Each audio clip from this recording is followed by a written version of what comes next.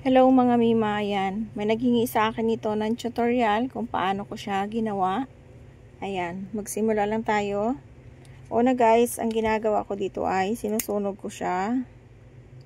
Ayan. Baliktaran yung susunogin natin. Ayan.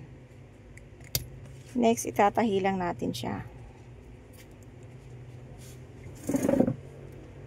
Sa pagtatahi, ganito lang yung ginagawa ko. Ayan. Tupiin ko lang yung kanyang dulo.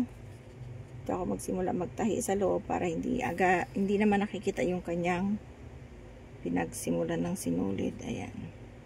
So, tuloy lang natin yung pagtatahi guys. Ganyan lang.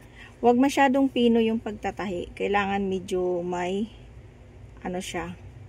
may agwat yung kanyang tahi. Huwag masyadong malapit kasi pag malapit, pag sobrang pino ng tahi nyo, yan, nagkakaroon siya ng malaking butas sa gitna. Mga mi, ayan, itupin nyo rin. So, atakin ko lang to.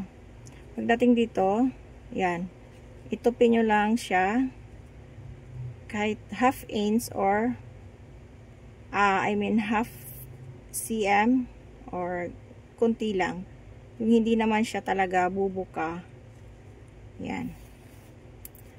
Pag okay na, natahi nyo na lahat, syempre, ang sunod natin gagawin ay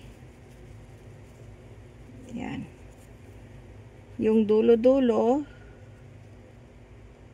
pag-abutin lang natin. Yan. Mga mi, ayan, natahi na natin siya.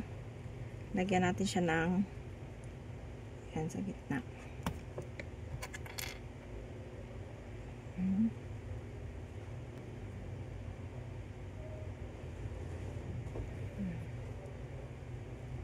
So ayan mi, hindi siya gaano napapansin yung dulo. So, 'di ba?